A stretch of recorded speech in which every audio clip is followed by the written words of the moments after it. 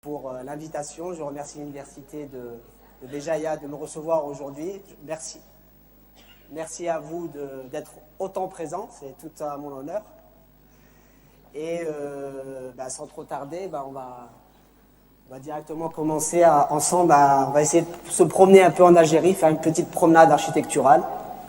Donc, ce qu'on va voir aujourd'hui est tiré d'un travail de partage que je mène déjà depuis 3 années autour de l'architecture algérienne, autour de l'architecture en Algérie. Et ce qu'on va voir aujourd'hui est un extrait d'un condensé d'un travail un peu plus important qui se nomme les 101 projets d'architecture en Algérie. Alors, ça avance pas. Ça avance pas. Excusez-moi, oui. On est obligé de libérer nos responsables de la faculté. Donc, merci d'être venus. Et à la prochaine.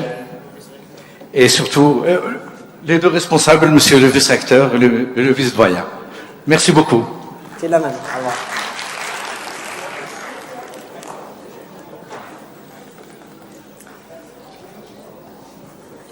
Sabré, désolé. Il n'y a pas de souci. Alors, je disais que ce qu'on allait voir aujourd'hui est un extrait d'un travail un peu plus complet qui s'appelle les 101 projets d'architecture en Algérie, qui est une balade culturelle, architecturale à travers notre grand et beau pays. Comment est organisé ce travail-là? Il est organisé par famille, par thématique. Donc, par exemple, on va discuter de maisons traditionnelles, on va discuter de bâtiments de culte, d'hôtels, également d'espaces et parcs de loisirs, de salles d'exposition, etc. Donc, d'une façon très surfacique, on va pas aller dans le détail, c'est pas le but, mais c'est une façon un peu d'aborder, de survoler un peu l'architecture qu'on trouve en Algérie. Donc, sans trop tarder, on commence directement avec première famille qui sont les maisons traditionnelles, villas et palais. Et ce qu'il faut savoir, c'est que par moment, je vais faire des arrêts sur image et on va essayer ensemble d'essayer de découvrir, enfin, vous allez me proposer ou me dire où se trouvent ces lieux-là. Commençons par le premier habitat. Est-ce qu'il y a des gens qui peuvent nous dire qu'est-ce que c'est?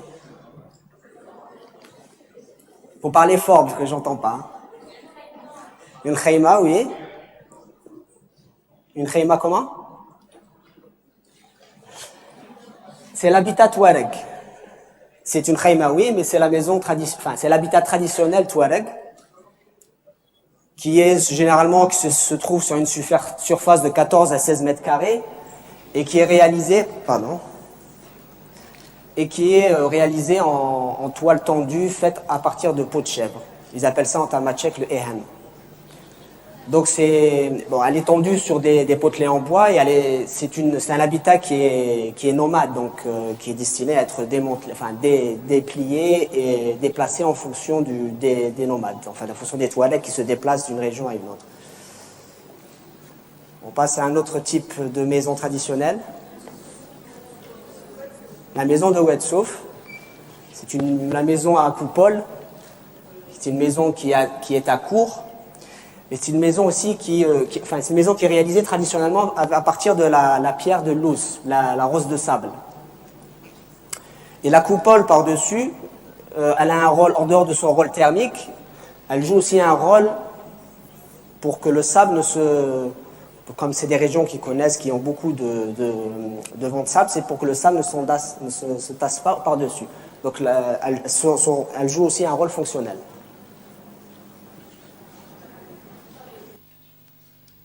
Vous l'appelez comment, maison kabyle?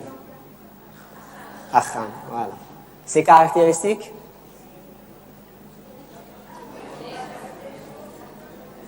Alors, il faut parler fort, parce que comme ça je puisse interagir avec vous.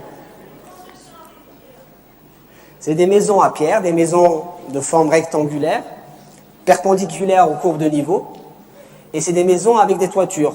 Et pourquoi avec toiture? Voilà, très bien.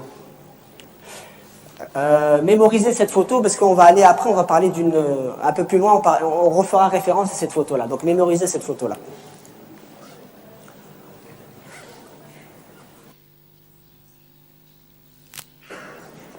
Vous connaissez? Alors c'est une maison ronde, c'est pas une maison traditionnelle, c'est un concept de nouvelle maison, un peu maison écologique, qui se trouve à Tindouf, dans les camps de réfugiés sahraouis, et qui est réalisée à partir de recyclage de bouteilles en plastique. Donc ces bouteilles en plastique, elles sont remplies de sable, et elles servent de construction pour ces maisons rondes. Le monsieur qu'on voit ici, qui s'appelle monsieur Habib Barika, c'est un réfugié sahraoui qui se trouve à Tindouf et qui a mis en place ce concept de maison ronde. Donc pour information, cette maison qui est là, qui fait à peu près 15 mètres carrés, est construite à partir de 6000 bouteilles en plastique. Donc là, on voit que ça peut nous donner des idées dans l'architecture, la réutilisation, dans le recyclage. Donc ça peut nous donner des idées. La maison également, elle est ronde. Pourquoi? C'est par rapport à un souci, comme c'est des régions qui connaissent beaucoup de vent de sable, donc c'est pour que le sable ne s'accroche pas à la construction. Donc c'est la forme arrondie, un peu elle évade le sable. Le blanc, c'est pour réfléchir le soleil. Il y a une double, bon on le voit pas ici, mais il y a une double toiture, donc c'est pour une circulation de l'air. Et il y a 2 aérations hautes et basses pour pouvoir faire ventiler l'aération à l'intérieur de l'habitation. Actuellement, il y a des universités en Italie qui font des recherches avec ce monsieur-là pour comment développer ce concept, qui est très écologique.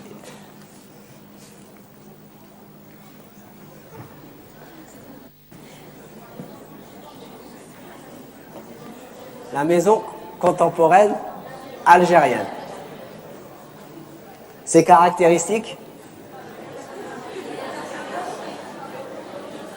La maison inachevée. Mais visuellement, c'est quoi ces caractéristiques? C'est la brique apparente, les poteaux apparents, les aciers en attente, des paraboles sur les toits, une citerne d'eau. C'est une réalité. Donc si ces maisons, si beaucoup de maisons algériennes sont comme ça, c'est qu'il y a un besoin quelque part. Bon, on en rit, nous, en tant qu'architectes, parce que d'un point de vue esthétique, c'est pas beau. Mais il y a des anthropologues, des sociologues qui ont fait des études sur ça. Et la maison, c'est une maison qui est inachevée, parce que c'est en fonction de l'évolution de la famille. La famille, en fonction de cette évolution de la famille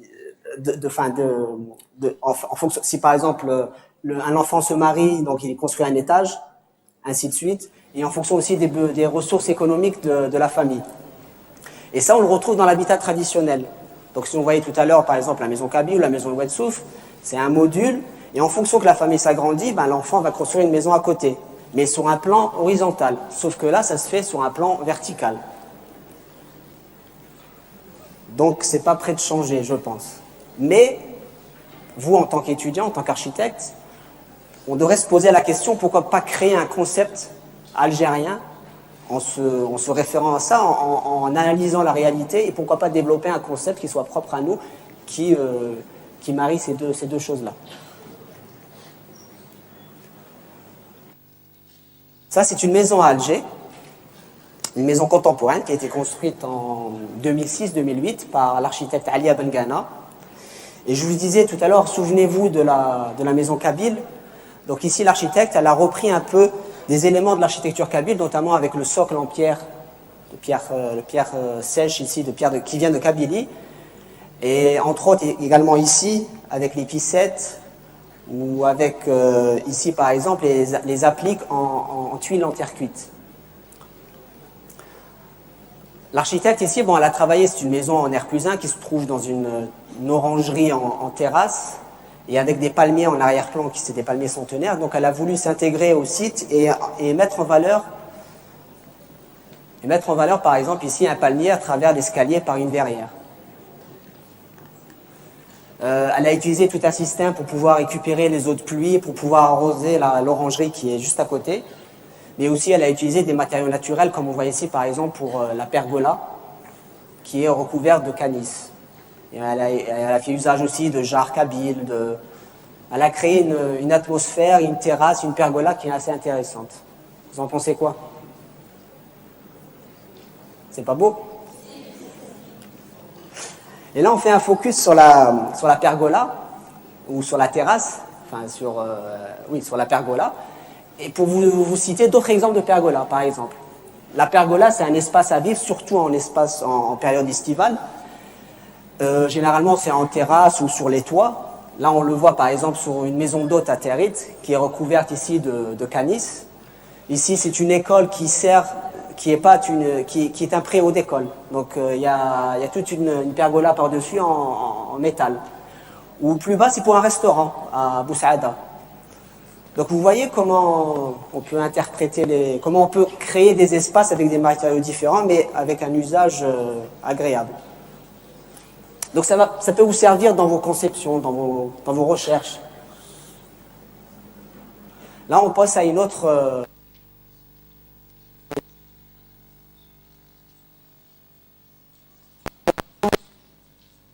promotion immobilière.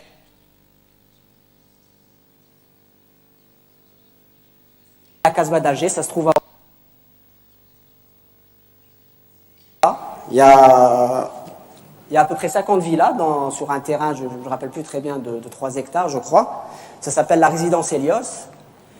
Et ici, l'architecte s'est inspiré de la Casbah pour créer...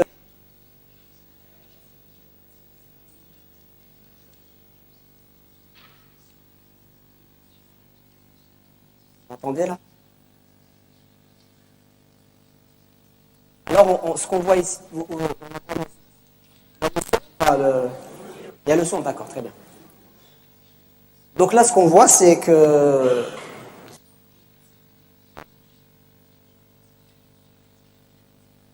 Donc là, il n'y a pas de véhicule qui rentre. En fait, tout se passe... il y a un parking souterrain. Et l'architecte a créé des ruelles piétonnes. Il a reconstitué un peu des atmosphères de la Casbah, avec des patios, des palmiers. On retrouve même sur le langage architectural, on retrouve par endroits des roubeaux, on retrouve des éléments, des coupoles, des patios. Même les villas à l'intérieur, chaque villa est différente de l'autre. Donc il y a vraiment une mixité architecturale. Et ça nous change, ça change de ce qu'on a l'habitude de voir des styles, des architectures avec... C'est des architectures qui se rapprochent plus de notre identité. Pour information, l'architecte, c'est pas un Algérien, c'est un Français. Donc c'est l'agence Brossy et Associés. Là, on passe à un autre exemple qui est une villa. C'est une maison atypique à Blida. Donc, s'il y a des enseignants qui connaissent sûrement l'architecte ici, vous avez fait les pots, je crois, donc vous devez connaître Azouz. Il a été votre prof. Très bien. Il a été mon prof aussi. Donc, M. Azouz, c'est un architecte c'est un ancien enseignant à l'époque je pense qu'il y a 40 ans de carrière. Il a dû construire plus de 80 villas. Il est très connu sur Blida. Et son architecture est très reconnaissable. Donc il a son propre style architectural. Après, on peut aimer ou ne pas aimer, mais lui, il travaille beaucoup avec la géométrie. Donc c'est des formes géométriques en rotation, en mouvement. Et lui, il appelle ça la théorie des contrastes. J'étais avec lui dernièrement, donc c'est lui qui m'a... Oui, mais c'est un très bon... Il est toujours aussi passionné et amoureux de son métier. Et ce qui est bien dans ce qu'il fait, bon ça c'est une maison récente, elle est de 2021. Donc ce qui est bien, c'est qu'il donne beaucoup d'importance aux murs de clôture. Vous voyez les maisons en algérienne, toutes les maisons algériennes ont des murs de clôture systématiquement. Et pour lui, le mur de clôture est une miniaturisation du projet. Donc peut-être il passe autant de temps à concevoir le mur de clôture qu'à concevoir la maison. Vous arrivez à suivre avec moi? Vous avez compris le principe. C'est-à-dire, nous, la tendance, en tant qu'architecte, bon, on s'attarde sur la maison, mais sur le mur de clôture, on laisse à la dernière minute, on le fait de façon très simple, on monte un mur de 3 mètres de haut et c'est bon. Or que, on devrait, dans notre réflexion, intégrer le mur de clôture dans notre conception. Et c'est ce qu'il fait, cet architecte-là, c'est ce qu'il réalise. Alors ça, c'était ce qui concernait les maisons traditionnelles, les maisons, les villas. Là, on passe à un autre chapitre, enfin une autre rubrique, d'autres exemples, qui sont les écoles et les universités. Là, on a sélectionné quelques exemples. Et là, pareil, on fait un arrêt sur image. Et on va vous laisser deviner c'est où. On va essayer les étudiants. On va voir les étudiants s'ils connaissent ou pas. Vous connaissez? Bon, les gens qui ont fait les pauses sont obligés de connaître. Donc, c'est l'école nationale d'agronomie qui se trouve à Al-Harrach, construite en 1905 dans une architecture néo-mauresque et dans un cadre paysager magnifique. Donc, Inch'Allah, vous aurez l'occasion d'aller sur Alger. Bon, les gens qui, un jour, c'est les gens qui veulent aller à l'Épau un jour, c'est juste à côté, donc c'est collé à l'Épau. Il faut vraiment rentrer à l'intérieur et visiter parce qu'il y a vraiment toute une atmosphère de paysage qui est vraiment très apaisante, mais aussi une architecture qui est très inspirative. Donc à la base c'était un terrain, enfin l'école s'est développée sur 200 hectares, c'est énorme, mais après avec le temps il y a notamment l'école d'architecture, il y a eu une cité universitaire qui a été construite dans l'enceinte de ce campus. Là on l'a vu cette image tout à l'heure, ça c'est un préau d'école. C'est une école française à Del Ibrahim, à Alger. C'est une école primaire. Et ça change un peu des écoles qu'on a l'habitude de voir. Donc tout ce qui est classe, c'est fait d'une façon orthogonale, mais l'espace qui est au milieu, l'ellipse, c'est une bibliothèque. C'est un espace ludique. Donc ils ont voulu changer. L'architecte ici a voulu créer donner une touche de couleur pour rendre un peu la bibliothèque un peu espace ludique. On retrouve notamment une architecture avec beaucoup de brise-soleil sur les fenêtres. On voyait l'exemple là du préau qui joue un rôle d'ombrage et en même temps un rôle sécuritaire parce que comme c'est une école étrangère, donc il y a des bâtiments qui donnent juste à côté, donc ils voulaient se protéger les enfants par rapport à éventuellement des jets de projectiles par les écoles, par les bâtiments. Là, on passe à une autre famille, qui est la famille des bâtiments culturels. Donc, qu'est-ce qu'on retrouve dans les bâtiments culturels, généralement? Il faut parler plus fort, parce que j'entends pas. Oui, des musées, des bibliothèques. Voilà. Il y a tout ce qui est art aussi, tout ce qui est artistique, ça fait partie des bâtiments culturels. Alors, là, pareil, on va faire un arrêt sur image et vous allez me dire, pas deviner ça c'est où, mais me dire ça c'est quoi. Sans lire. C'est un instrument de musique, oui. Qui s'appelle? Alors, c'est l'imzad. C'est un instrument de musique monocorde. Touareg, qui est joué exclusivement par les femmes Touareg. Donc si un homme joue avec, il lui arrive une malédiction. Alors pourquoi on a commencé par cet instrument-là? Parce que ça réfère à l'endroit qu'on va visiter maintenant, c'est Dar Imzad. C'est un espace d'échange culturel qui se trouve à Tamanrasset. Ça c'est sa porte d'entrée. Et qui sert à promouvoir cet instrument-là, et c'est un instrument qui avait tendance à disparaître, et là avec notamment cet institut-là, ils encouragent à maintenir cet art-là, cet instrument-là entre autres, mais également à enregistrer des musiques touareg, à réaliser des concerts, etc. Donc l'imzad, pour information, c'est un instrument inscrit en 2013 par l'UNESCO sur la liste représentative culturelle immatérielle de l'humanité. Là, vous allez voir. C'est ça, c'est celui de l'imzad, un violon à une corde joué uniquement par les femmes touareg, notamment en Algérie. D'après la tradition, les hommes ne peuvent en jouer au risque d'être maudits. Mais aujourd'hui, l'instrument est quelque peu tombé dans l'oubli. Kaoulen a la... Alors Dar Imzad, qui se développe sur 10 000 m², qui se trouve à Tamanrasset, contient entre autres un musée, contient une médiathèque, un studio audiovisuel, des scènes de concert, et c'est aussi un village des artistes ouvert à toutes les nationalités. On passe à un autre exemple. Qui est la bibliothèque Mouloud Firaoun, qui se trouve à Alger, à Tinemlé, conçue par l'architecte l'Arbi Marham. Et c'est un petit projet qui fait à peu près 800 mètres carrés. Et d'ailleurs, l'architecte dit à son sujet que c'est mon plus petit projet, mais ma plus grande réussite. Donc c'est un bâtiment qui a été construit à l'emplacement d'un bâtiment qui avait été détruit lors du séisme de 2003. Il y a une entrée basse et une entrée haute. Et il y a un jeu de volume transparent et plein. Et là, on voit sur la façade, l'architecte a repris les œuvres les expressions artistiques de Mondrian. Alors, Mondrian, c'est un artiste peintre on le retrouve dans le bâtiment, ils utilisent beaucoup ces éléments-là.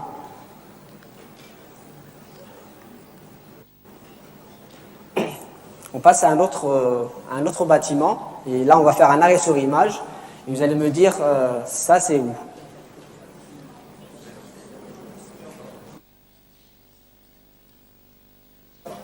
Oui. Comment? Comme il a dit, c'est Al-Qantara. Al-Qantara, ça se trouve à Biskra.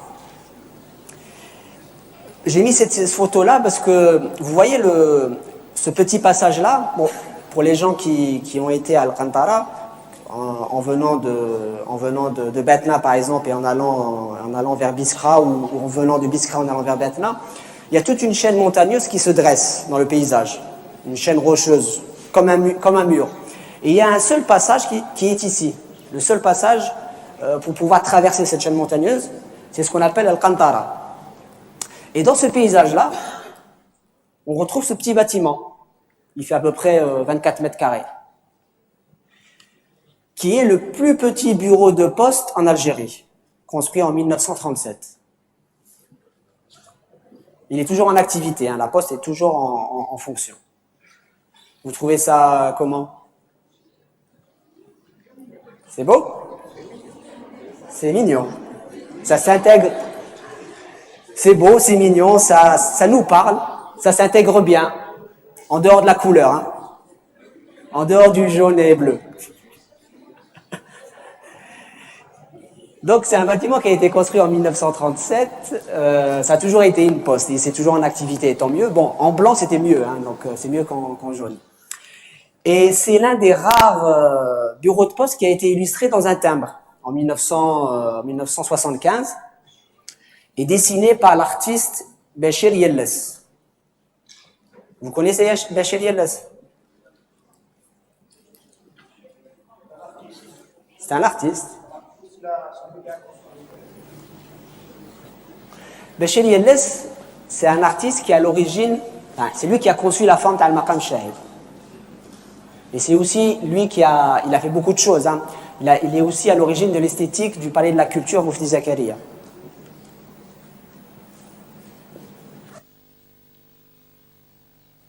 On passe à autre chose. C'est du mobilier urbain. C'est ce qu'on appelle les bibliothèques de rue. C'est des choses qui sont assez simples. Donc là, on voit par exemple, c'est à Betna, c'est un arrêt de bus dans lequel il y a une bibliothèque. Là, c'est à Al-Bayyad. Ici, je crois que c'est à Mila, dans un parc. Le concept, il est simple. Donc, vous venez, vous servez gratuitement d'un livre, à condition que vous rapportez avec vous un autre livre.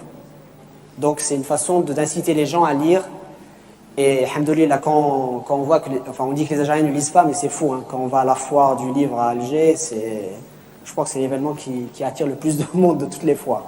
Donc, les Algériens c'est les gens qui aiment lire. Et ça, c'est des initiatives citoyennes qui se développent un peu de partout, notamment en Kabylie. On le voit dans les villages. Ils insèrent des petites boîtes comme ça, des boîtes à lire. Et les gens se servent et lisent.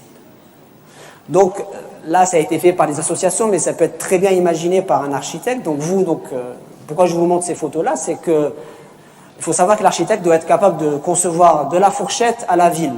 Donc on va pas dire qu'on se limite pas, nous les architectes, à concevoir juste des bâtiments neufs, mais vous devez être capable de réaliser tout. Et ça peut demain être un sujet d'étude pour vous. dans votre vie professionnelle ou vie d'étudiant, pourquoi pas, et développer des concepts semblables, pourquoi pas. Ça va, vous arrivez à suivre? C'est clair, c'est pas... Alors, on passe à une autre famille qui est la famille des bâtiments de culte. Donc, les bâtiments de culte, c'est quoi? Mosquée, synagogue, mausolée, cimetière.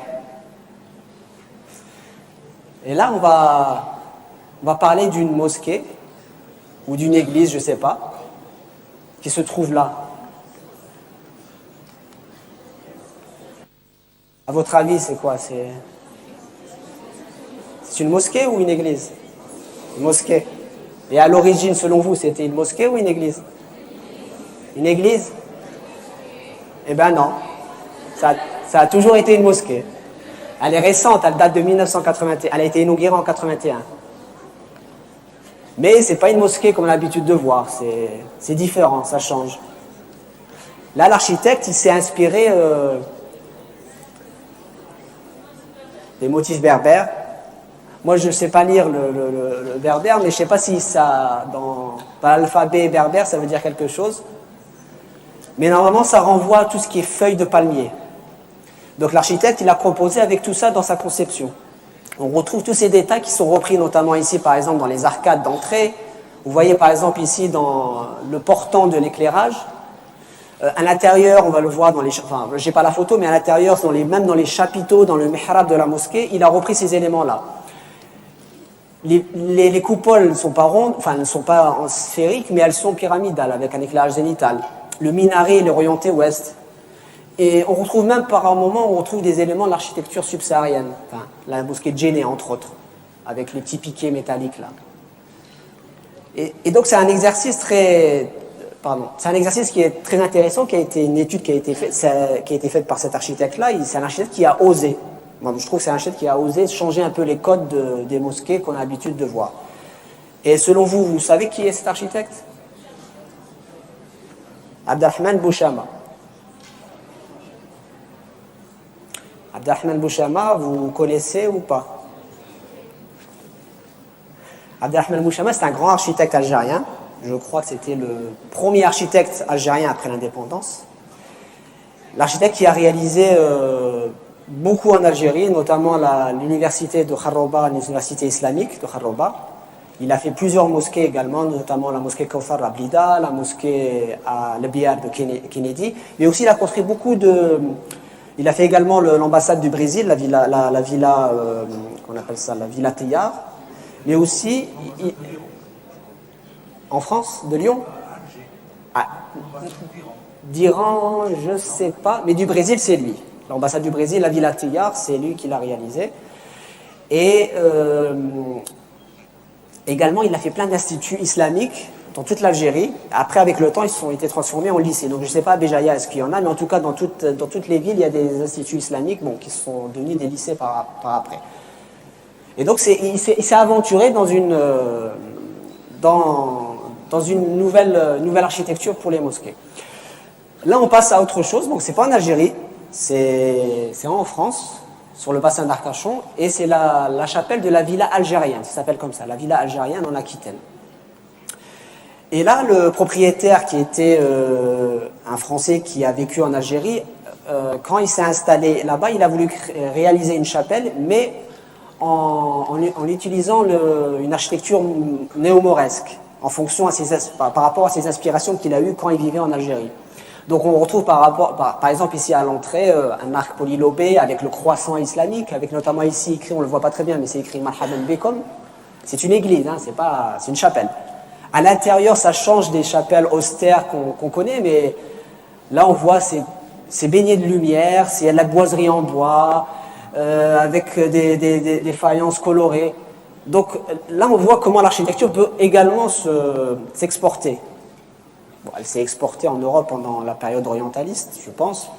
Mais là, c'est un bel exemple d'ouverture aussi, un message de paix entre les religions. C'est pour ça qu'on a voulu citer cet exemple-là.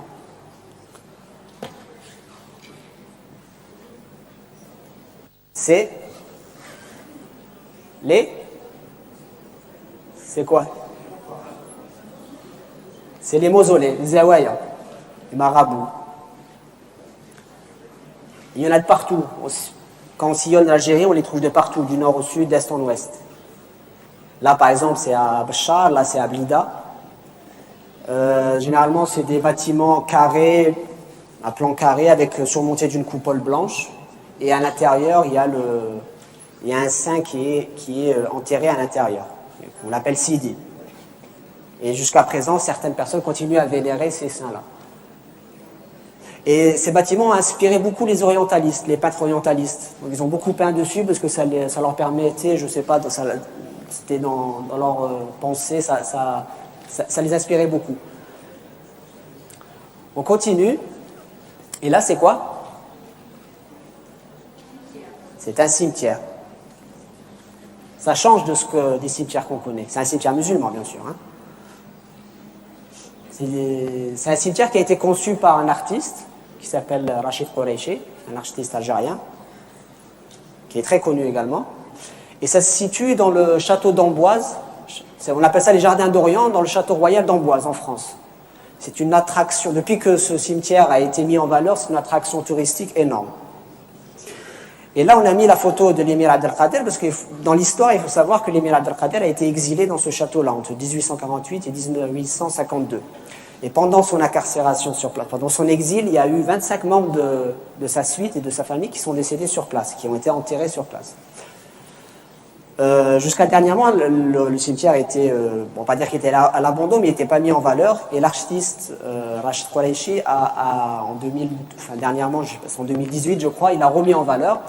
Et en créant ces socles-là, c'est des socles en pierre d'Alep, de 50 cm de côté, surmontés d'une stèle en bronze. Et sur la stèle en bronze, c'est écrit le nom de la personne décédée. De façon à ce que quand l'ombre se projette sur la pierre, on arrive à lire également le nom. Donc vous voyez un peu comment on peut également, pourquoi pas, travailler et créer des cimetières ou des stèles.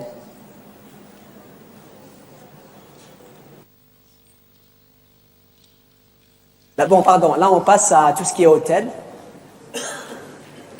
Et moi, ce que j'aime bien dans les hôtels, c'est que un hôtel, normalement, ça doit nous parler quand on est un touriste, qu'il soit algérien, enfin un touriste local ou un touriste étranger. Quand on rentre dans un hôtel, l'hôtel doit nous parler.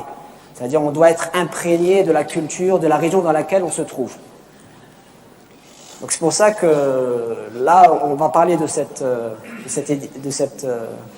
bâtiment-là. Et vous allez me dire, ça se trouve où? Oui. À Roufi. Vous connaissez Roufi?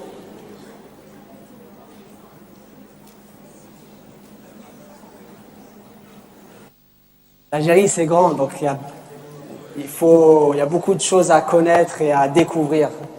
C'est les gorges de Roufi, dans la wilaya de Betna, je crois, ou la wilaya de Biskra. En tout cas, c'est entre les deux. Betna, ça appartient à la wilaya de Betna, d'accord.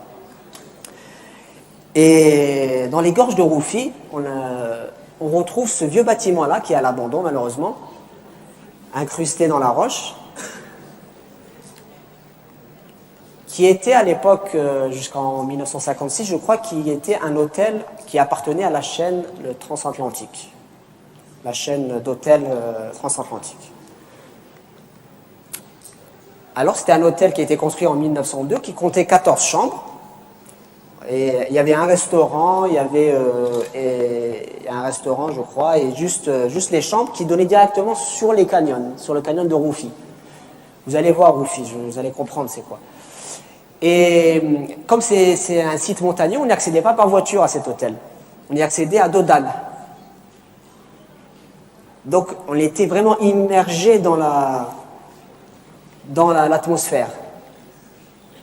Et le matin, en se réveillant, en ouvrant imaginez avec moi, en ouvrant la fenêtre, la porte de sa chambre, on avait ça. Attendez. Vous voyez ça?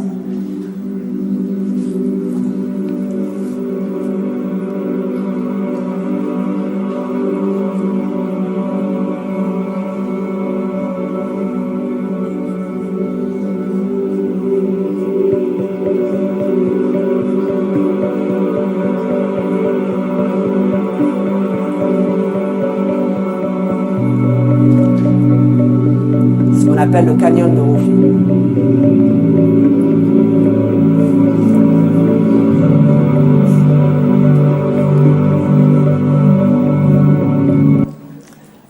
Pas mal comme expérience. Bon, malheureusement, l'hôtel il est à l'abandon.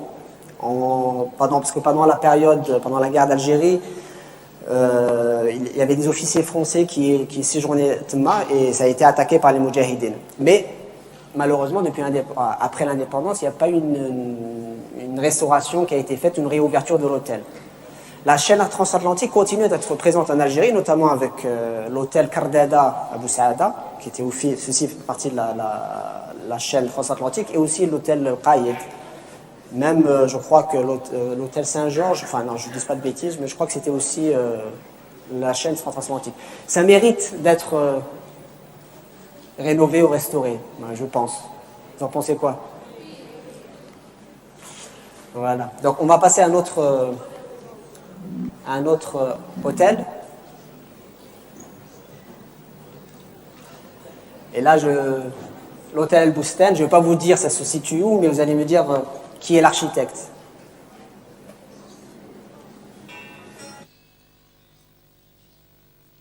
C'est Pouillon. Vous connaissez Pouillon? Voilà. Pour moi, c'est un coup de cœur. C'est un hôtel qui se trouve à Al-Menia. Al-Menia, c'est à 250 km au sud de Gardaya, dans une palmeraie. Et Pouillon, c'est comme il sait très bien faire, c'est très bien intégré au site. Bon, c'est un hôtel qui a été restauré il y a 2 ans ou 3 ans. Donc il a été construit en 1974, il a été restauré dernièrement.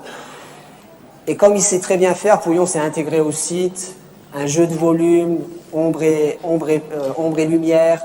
Mais à l'intérieur, la décoration nous imprègne, nous fait rentrer à l'intérieur de l'architecture, qui nous prépare à l'architecture subsaharienne qui va arriver.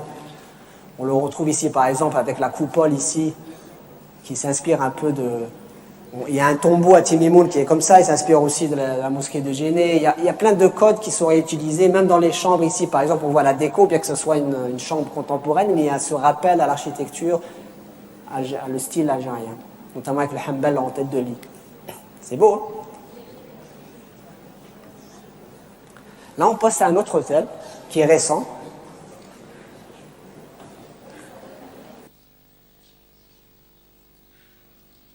Vous voyez les chambres? Les chambres sont thématiques. Chaque chambre est différente. Là, il y a le mythe de la 404 Bâché, par exemple. L'hôtel Marsal Kébir, la chambre Marsal Kébir. Et c'est un hôtel urbain sur Alger, comme il se construit maintenant, plein d'hôtels urbains se construisent de partout. Donc, généralement les hôtels urbains, c'est un petit hôtel avec une trentaine de chambres.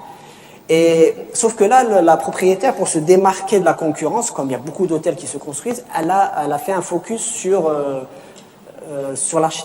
les patrimoines et la tradition algérienne. Donc c'est pour ça qu'on retrouve ici, par exemple, il y a beaucoup de designers qui ont collaboré notamment faut dire CDR, qui ont collaboré dans la conception des chambres et du design. Donc ils ont mis en avant l'architecture patrimoine algérien. On le retrouve également même dans les faïences utilisées dans les salles de bain, par exemple. La façade, c'est aussi différent de ce qu'on a l'habitude de voir. Ça vous fait rappeler quoi?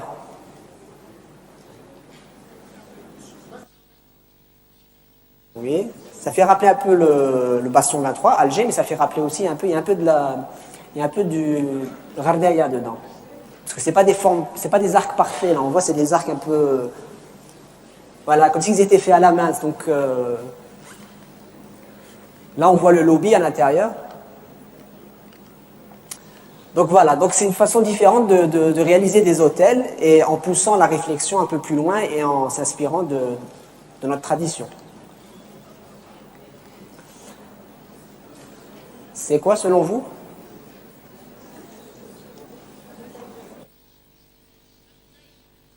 Oui, c'est la mosaïque, mais c'est quoi? C'est quoi comme... C'est un restaurant. C'est un restaurant qui s'appelle Qahwa ou Garro.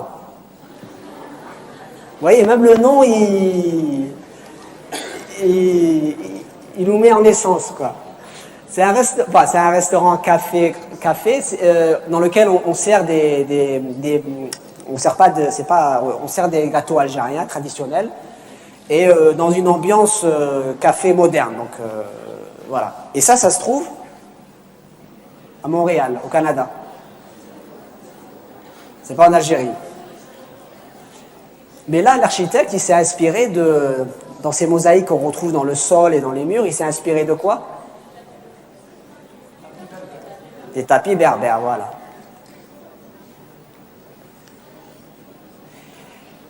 Bon, l'architecte, c'est un bureau canadien et ce projet a été lauréat dans sa catégorie en 2021. Il a obtenu un prix pour sa déco. Pourquoi le tapis berbère? Parce que le propriétaire, vous l'aurez compris, le propriétaire est algérien et originaire de Kabylie, donc il voulait transcrire un peu ces traditions dans ce restaurant-là. Vous voyez comment l'architecte a réfléchi, a développé son concept et a fait quelque chose d'unique qui a valu après un prix. Ça vous donne des idées?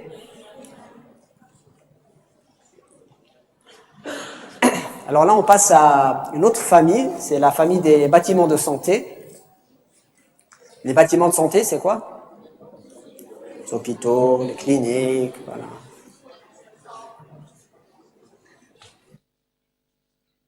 Selon vous, c'est une image de synthèse ou une photo réelle? Synthèse? Réelle. Réelle. C'est une photo réelle, digne des revues d'architecture, comme on voit, TA et AA. C'est à Oran, c'est la clinique, une clinique qui est spécialisée en oncologie médicale, qui s'appelle les Oncopole, l'Espoir.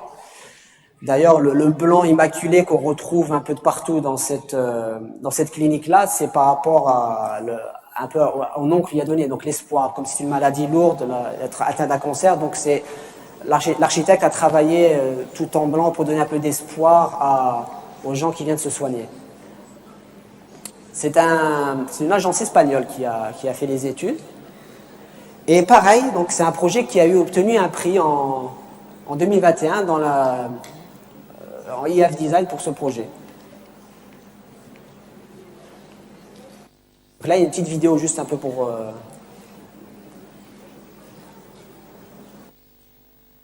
comprendre les lieux.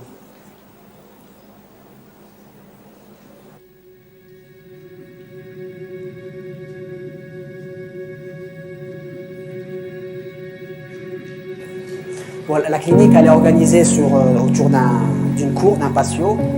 Ils ont eu usage d'utiliser cette paroi perforée. On va le voir, il y a une verrière sur laquelle on peut marcher au milieu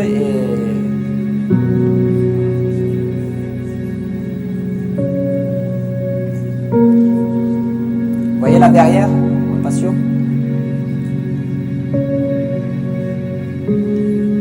C'est baigné de lumière.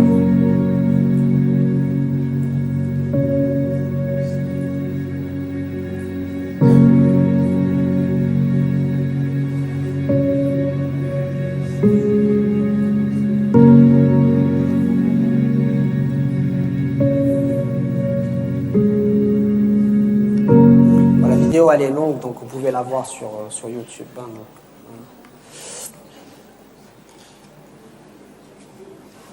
Là, on passe à une autre famille, qui est la famille des bâtiments d'exposition et congrès.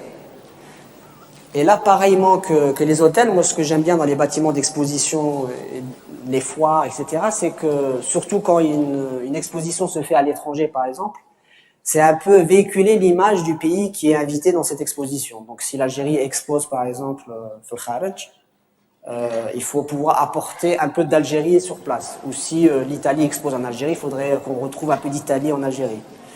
Donc là, c'est pour ça que j'ai choisi ici deux exemples qui sont les pavillons d'exposition, enfin, les pavillons d'Algérie aux expositions universelles. Et là, c'est le pavillon d'Algérie à l'exposition universelle de Shanghai en 2010. Ça vous fait rappeler quoi?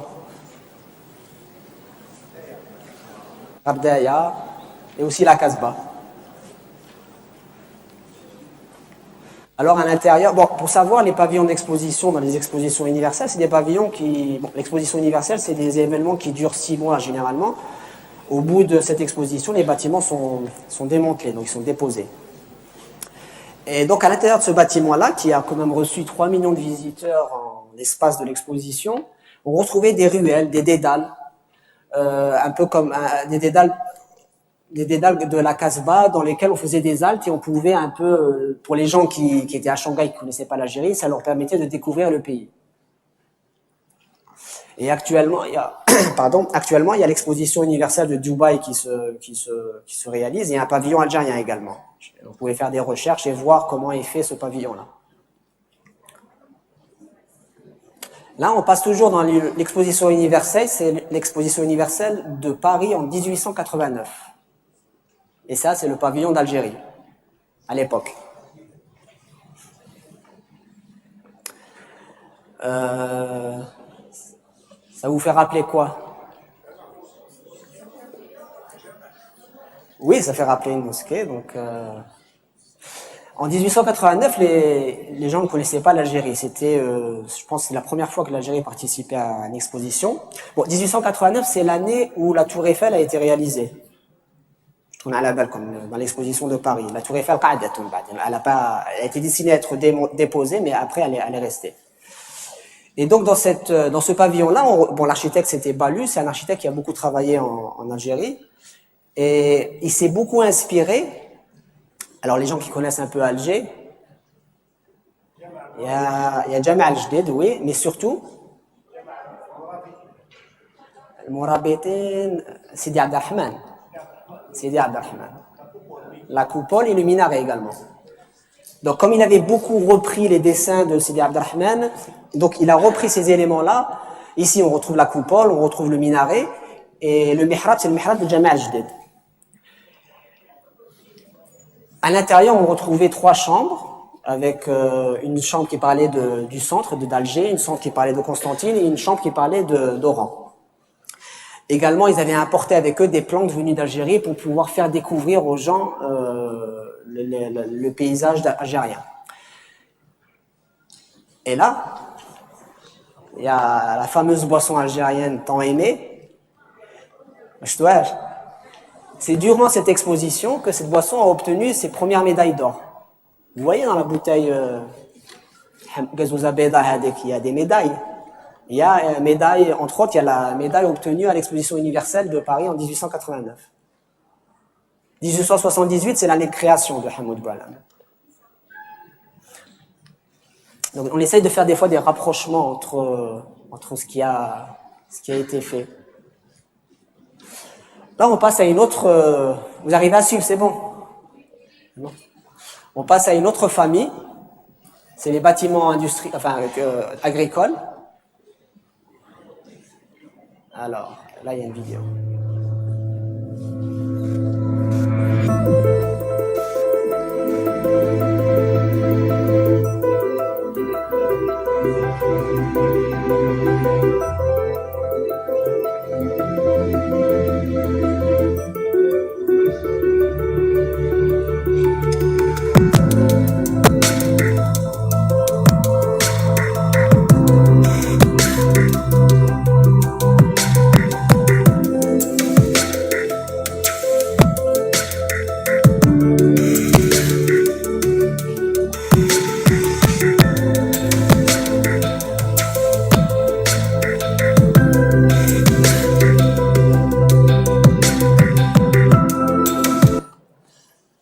Alors, c'est un marché de gros sur le Jumla, à Ain Dafla, à Bourachet. Ça fait un peu... Ça vous parle un peu ou ça vous fait rappeler quoi? Hein? Ça fait un peu ovni, moi je sais pas, j'aime bien ce projet-là, ça fait un peu ovni la forme utilisée et tout, donc c'est pas mal. Ça se trouve sur l'autoroute Est-Ouest, donc les gens qui vont sur Oran, où vous pouvez voir le bâtiment sur votre droite. C'est sur, je crois que c'est sur 10 hectares, c'est énorme, hein. Il y a ça, à terme, c'est un bâtiment qui qui va pouvoir drainer 500 000 tonnes de marchandises, employer en direct 1000 personnes. Et à l'intérieur, donc, on retrouve le marché de gros, donc pour les légumes, fruits et légumes.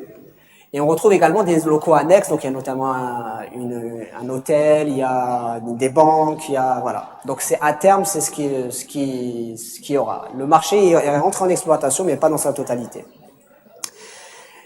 Et donc là, ça nous amène si on parle de les fruits et légumes,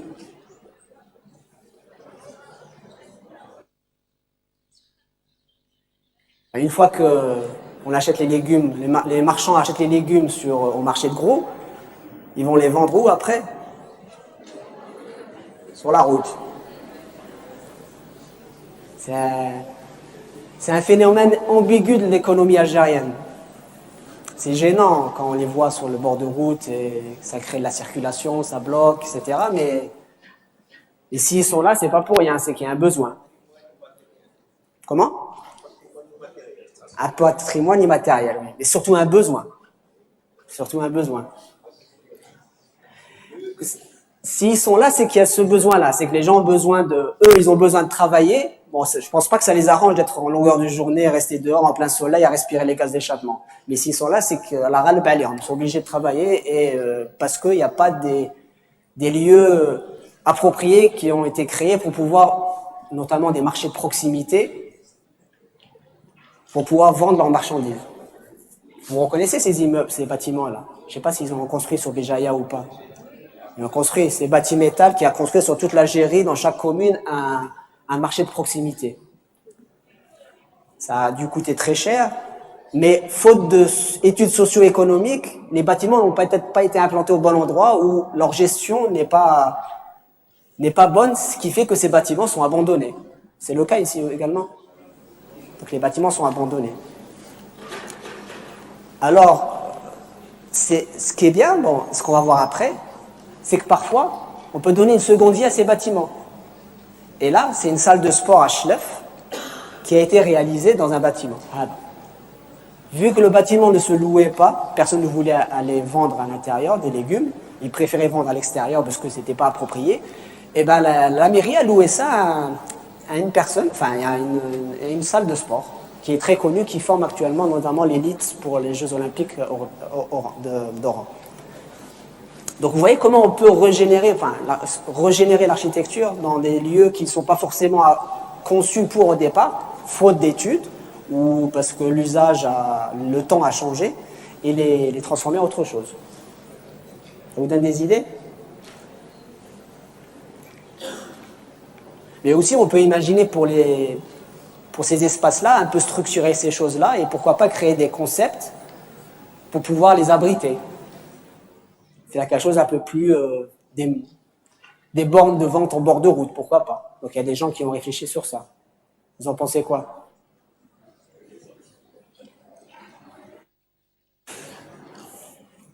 Là, on passe à autre chose, c'est des paysages, c'est des éléments que je pense que vous avez l'habitude de voir. C'est ce qu'on appelle les anciennes coopératives agricoles, les khalatom français. Vous les voyez sur les bords parfois, il doit y en avoir ici dans la région, je pense. Donc c'est les anciennes caves coopératives construites à l'ère française. Et ce qui est intéressant à l'intérieur, ce qu'on retrouvait à l'époque, c'était des hangars de stockage de fruits et légumes. Il y avait aussi parfois, c'était fabriquer du vin pour faire de l'huile d'olive. Donc, ce qui est bien dans ces bâtiments-là, c'est que c'est pas un bâtiment classique de charpente métallique. Donc, on retrouve une façade. Donc, le bâtiment est conçu avec une architecture. Donc là, on voit par exemple, notamment ça, c'est à Tizi Ouzou, sur la route entre Tizi Ouzou et Alger. C'est un bâtiment qui s'est inspiré d'une architecture néo-mauresque, qui a créé une architecture néo-mauresque. C'est pas mal, hein? Ça change du bardage métallique, une charpente métallique simple avec un bardage métallique. Et pourquoi pas, là, la question, comme on disait tout à l'heure pour les marchés, pourquoi pas un jour, comme ils sont à l'abandon, pourquoi pas réhabiliter ces bâtiments-là et en faire un usage différent ou un usage identique, ou je sais pas.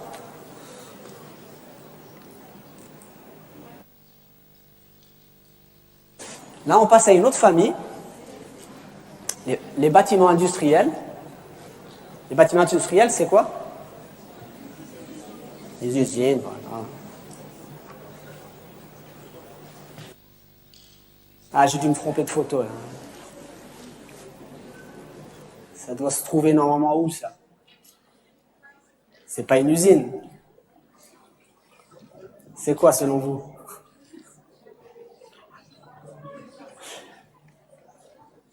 C'est le bloc administratif d'une usine. Bah, d'une usine, d'une unité industrielle. Mais ça ressemble pas à une usine quand on regarde bien. Il y a un stade de foot, de tennis, une piscine, une mosquée, un réfectoire. Et après, ouais, bon, après oui, c'est vrai, derrière, il y a une usine. Vous savez c'est quoi? C'est une aciérie laminoire, à Bétéoua, à Oran. Bon, c'est pas une entreprise algérienne, c'est une entreprise à la base qui est une entreprise turque qui fabrique de l'acier. Mais ce qui est intéressant ici, c'est que c'est une unité de production industrielle qui nouvelle génération, qui met tout en œuvre pour mettre à l'aise ses opérateurs. Donc l'espace est agréable pour que les opérateurs soient productifs. C'est pas mal, hein? Bon, là, on voit le réfectoire, par exemple. Ça donne envie de travailler, non? Alors, j'ai cité juste un exemple, mais il y en a d'autres, hein, donc, pour les usines. Alors là, on passe à une autre famille qui sont les espaces et parcs de loisirs.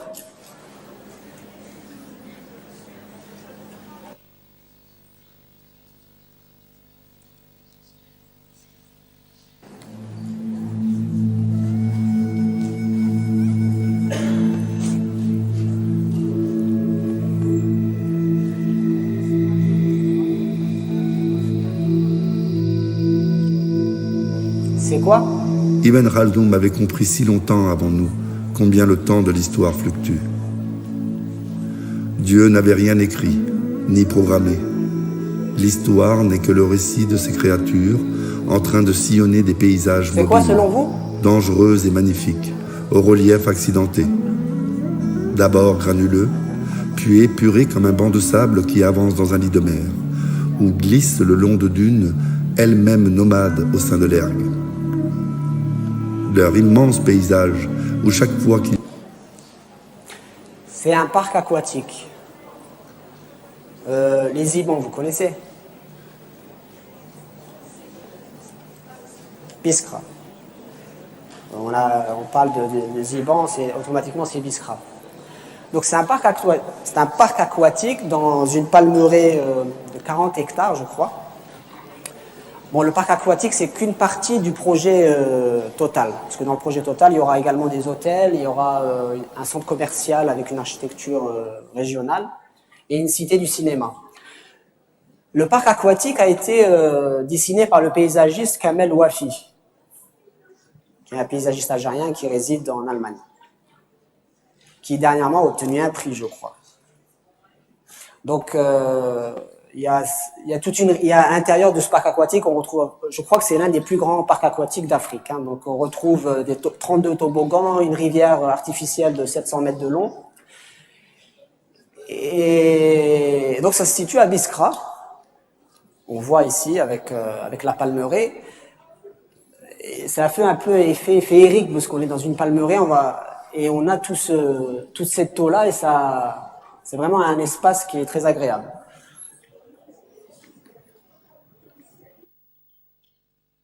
On passe à un autre exemple. C'est quoi? Un stade de quoi?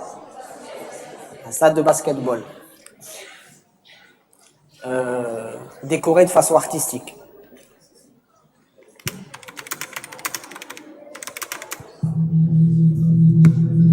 Vous voyez comment il était auparavant.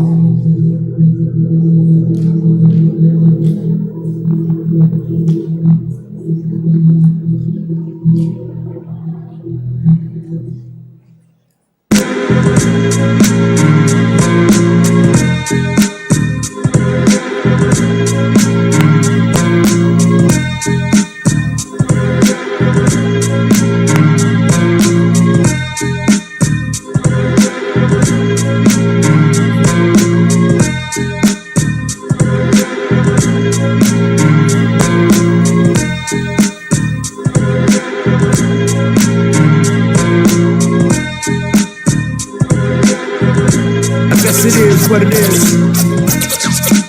Creeping on the come up. Six is yours for the taking now. Creeping on the come up.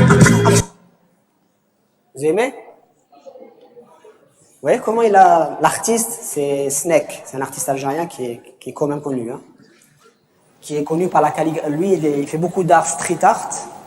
Et il utilise beaucoup la calligraphie. Vous voyez comment on peut également transformer des choses. Donc, un stade banal qui a vraiment été décoré artistiquement.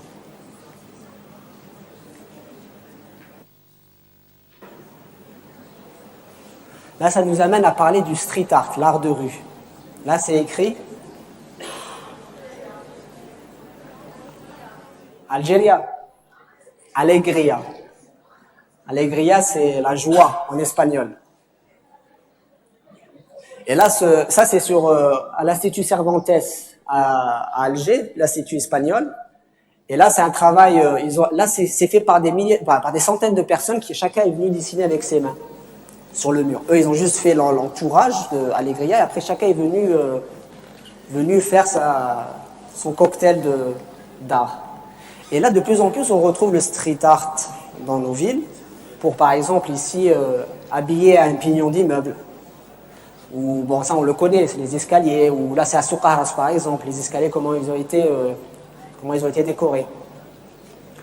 Donc, pour un peu se défaire de cet aspect urbain, brut des villes, eh ben, on peut imaginer des choses comme ça. Vous, architecte, demain, vous pouvez faire appel à un artiste pour embellir, par exemple, votre pignon d'immeuble.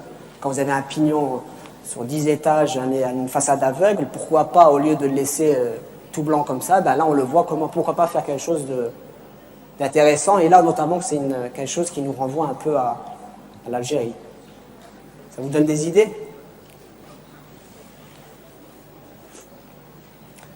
Alors, on passe du street art, on va passer un peu aux immeubles de bureaux.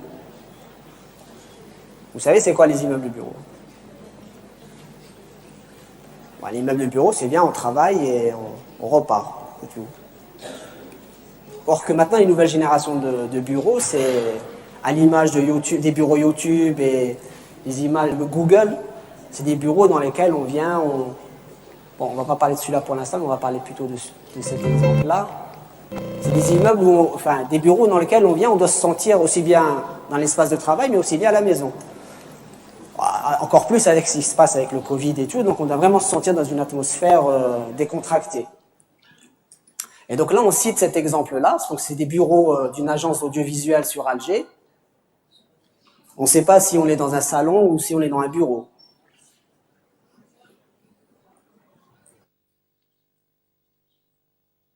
Vous aimez? Donc là, en arrière-plan. Comment?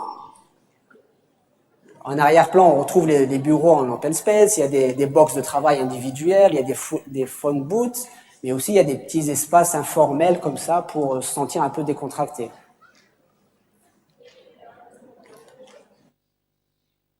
Là, c'est la salle de réunion, par exemple. Vous voyez le sol? C'est beau? Là, c'est une mosaïque de zellage, de carreaux de faïence algérienne. Et l'architecte, là, il a voulu créer une mosaïque pour embellir la chose, mais dans une atmosphère contemporain. Donc ça marque pas, ça fait pas de traditionnel. Mais là, le traditionnel et le contemporain se marient très bien. Donc là, ça nous amène à parler un peu du zellage, ou du zellage sur Alger, du zellage sur l'ouest algérien. Et là, notamment le zellage, donc c'est des carreaux des carreaux de revêtement muraux, donc c'est de la faïence, qui est faite main. C'est pas industriel. C'est ce qu'on retrouve dans les palais de la Casbah, notamment.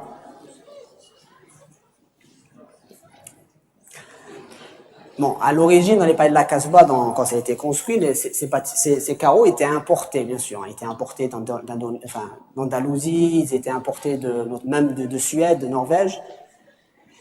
Mais aujourd'hui, il y a toute une génération d'Algériens qui sont mis à produire ces carreaux-là, notamment la fameuse famille Boumehdi, qui a travaillé énormément avec, on voyait tout à l'heure, avec Pouillon, dans tout ce qui était, dans ses hôtels, tout ce qui était mosaïque, c'était Boumerdi qui le faisait. Et d'ailleurs, la plus grande, moi j'ai pas la photo ici, mais la plus grande œuvre de mosaïque au monde se trouve à Oran. Ça a été fait par Boumerdi également, Palais des Congrès, à côté de l'hôtel, on appelle cet hôtel-là. Donc le nouveau palais de congrès d'Oran. Donc il y a toute une fresque sur un pignon d'immeuble qui est la plus grande œuvre de mosaïque au monde. On continue un peu, là on a enchaîné un peu avec l'artisanat algérien. Et là c'est pareil, donc pourquoi vous, architectes, pour meubler vos espaces et donner du cachet à vos espaces, avoir recours à du mobilier algérien. Nous a tendance à aller dire on va prendre du mobilier scandinave, ce qui est tendance actuellement. Mais pourquoi pas travailler avec des fournisseurs algériens qui le font très bien maintenant, avec des accessoires qui sont aussi bien modernes que contemporains. Vous connaissez ça, cette matière-là? C'est Hanbal, qui est remis au goût du jour actuellement et retravaillé par toute une génération d'artistes. On le voyait tout à l'heure dans l'hôtel de Bousten, pour la tête de lit par exemple.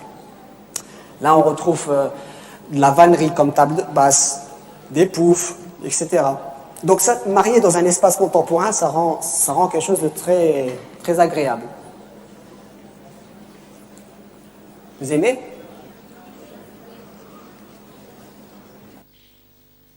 Ça c'est toujours dans l'artisanat algérien, c'est ce qu'on appelle l'art de la peinture sur bois, sur les plafonds.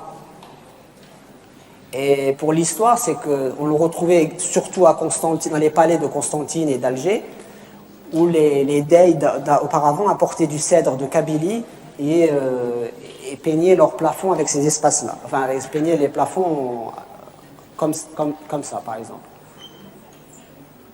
On le retrouve également, cet art de peinture, on le retrouve dans les coffres, on le retrouve dans les berceaux, on le retrouve dans plein d'éléments du mobilier algérien, que maintenant, également, beaucoup de beaux-artistes retravaillent et en font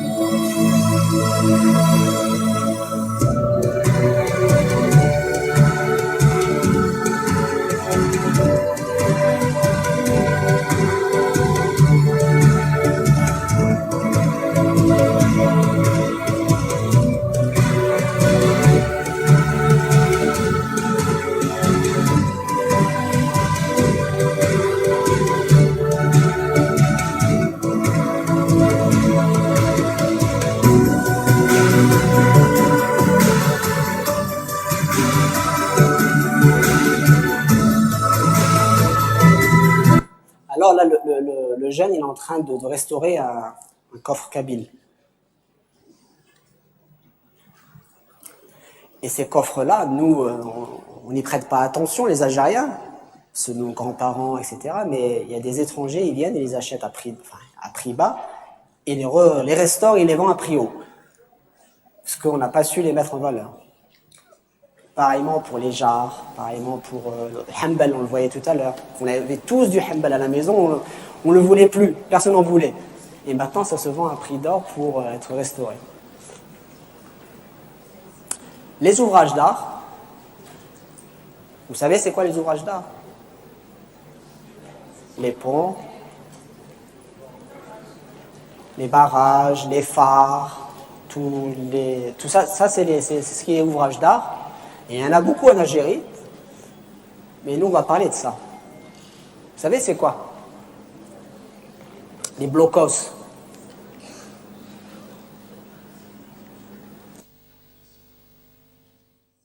On en trouve de partout. C'est dû à la Seconde Guerre mondiale, la guerre de la Thawra Jazairiya, ou aussi la décennie noire. Donc beaucoup de ces blocos, de ces miradors ont été construits sur les montagnes, au bord des routes. Parfois, sur l'autoroute S-Ouest, on en trouve, ils n'ont jamais servi. Ils n'ont jamais été utilisés. Généralement, c'est des bâtiments carrés, sur 2 étages. Là, c'est ce qu'on appelle les meurtrières. Au rez-de-chaussée, on retrouvait l'hébergement des soldats ou des gardiens. Premier étage, c'était la transmission. Au dernier étage, c'était la mitrailleuse. Et donc, tous ces éléments, ça c'est en Kabylie, je crois. Elle est faite en pierre. Et donc, tous ces miradors-là, aujourd'hui, ils continuent à... Alhamdoulilah, on n'est plus en état de... La sécurité est revenue, mais ces bâtiments sont devenus maintenant abandonnés. Et on se pose, pourquoi pas se poser la question de pouvoir les réutiliser. Donc il y a plusieurs personnes qui ont proposé des choses. Il y en a qui ont proposé des tours de contrôle pour éventuellement dans les montagnes pour les départs de feu, comme on a vu dernièrement cet été. Donc avoir peut-être des choses pour les gardes forestiers. Ce serait peut-être des maisons pour des gardes forestiers. Ça pourrait être également des haltes, des auberges, des maisons d'hôtes. Par exemple, là il y a un concept qui a été fait autour pour pouvoir transformer ces lieux-là en écologe. Comme la randonnée de plus en plus intéresse les Algériens, donc les gens s'intéressent de plus en plus à la randonnée, pourquoi pas en faire des zones de halte, les gens s'arrêtent pour bivouaquer sur place ou pour manger sur place et repartir vers un autre circuit.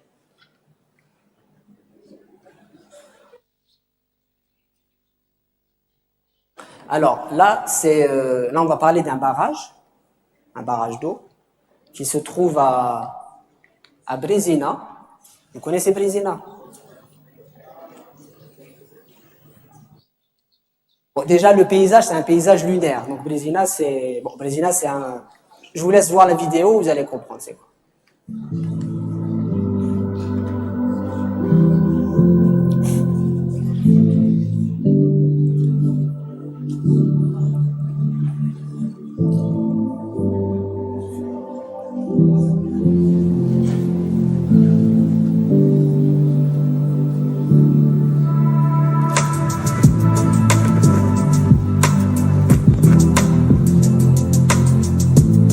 C'est le Colorado algérien. Vous connaissez le Colorado aux États-Unis?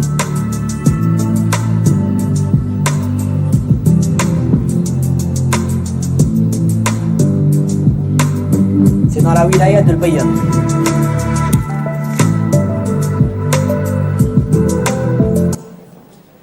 Et donc, on retrouve un barrage, c'est le barrage de Brézina, qui est dans...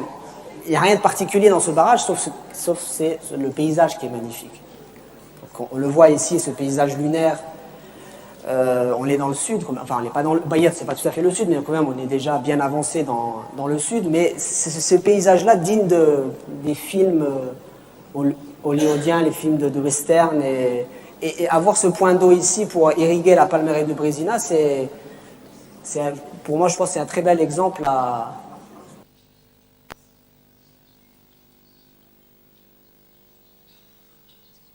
Donc, avec les ambassades, la dernière famille, la famille des ambassades, et tout comme les hôtels, comme on parlait tout à l'heure, et comme on parlait également des palais d'exposition, l'ambassade, c'est l'image, elle reflète l'image du pays dans lequel elle se trouve. Et là, on va citer 2 exemples. L'ambassade d'Algérie à Rabat, au Maroc, qui est une très belle ambassade qui reprend l'architecture algérienne, et notamment avec ces éléments, les qubou, les revêtements, on le retrouve ici. Mais là, un autre exemple, l'ambassade suisse à Alger. Donc, on a vu une ambassade algérienne à l'étranger, on a vu l'ambassade suisse en Algérie. Ce qui est intéressant, c'est que eux, ils se sont adaptés comment on appelle ça, un peu au climat algérien. Donc ils ont créé cette double peau sur le bâtiment. Et ce motif-là est inspiré à la base de la croix rouge, la croix qu'on retrouve sur le drapeau suisse. Donc, vous voyez le bâtiment. Et tous ces détails-là, donc notamment sur la peau, on le retrouve même à l'intérieur. Donc vous voyez ici, par exemple, le revêtement de sol, on retrouve ce motif-là. L'architecte a voulu reprendre ce motif-là de la façade, le reprendre sur le sol. Et moi, pourquoi j'ai voulu parler de cet exemple-là, c'est que ce bâtiment a été réalisé par une société algérienne. Ça n'a pas été fait par les étrangers. Là, on voit par exemple le procédé pendant la mise en place du moucharabier de la façade avec tout le ferraillage, là, comment il a été réalisé. Et c'est un ferraillage qui est galvanisé parce que comme ils ont coulé en béton blanc, il fallait pas qu'après il y ait l'effet de rouille qui sorte. Donc comme le béton a été laissé blanc brut, donc il fallait travailler avec de l'acier galvanisé. Voilà. Donc on a fini notre survol d'architecture en Algérie. On a essayé. Comme je vous disais au début, donc c'est un extrait qui est tiré d'un ouvrage un peu plus complet, c'est une rubrique numérique qui s'appelle les 101 projets d'architecture en Algérie, qui est accessible, donc vous pouvez aller sur Google et y accéder aisément. Donc vous tapez juste 101 projets d'architecture en Algérie, vous allez le trouver, vous y accédez. Il est disponible en version française et anglaise. Et il y a beaucoup plus d'éléments de ce qu'on a vu aujourd'hui. Donc ça se consulte comme un livre. Et vous pouvez même faire usage du sommaire pour pouvoir voir les familles qu'on a vues aujourd'hui. Et à chaque fois, un petit texte de description sur la chose. Donc, pour terminer, moi, je vais vous poser une question. J'aimerais bien que... Vous avez remarqué que j'ai rien mis sur Béjaïa. Je n'ai pas cité d'exemple sur Béjaïa, mais je l'ai fait exprès, mais il y en a beaucoup d'ailleurs. Et j'aimerais que vous me proposiez des exemples intéressant d'architecture qui se trouve à Béjaïa.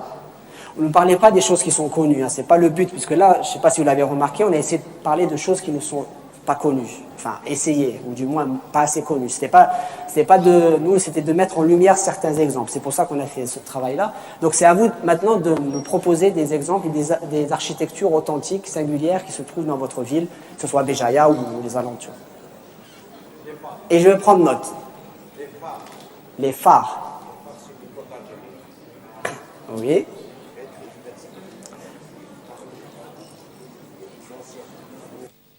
Vous connaissez le plus ancien phare d'Algérie? Le plus haut?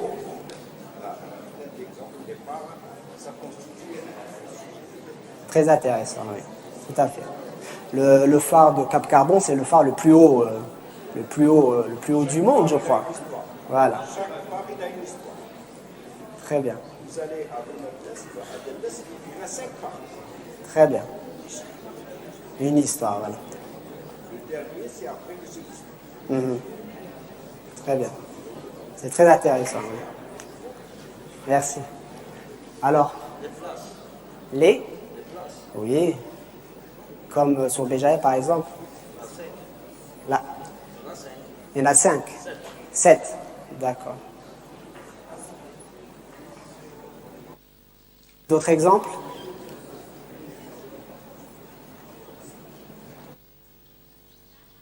Vous parlez fort, hein, parce que... Qalat Aït Abbas. Ça se trouve où?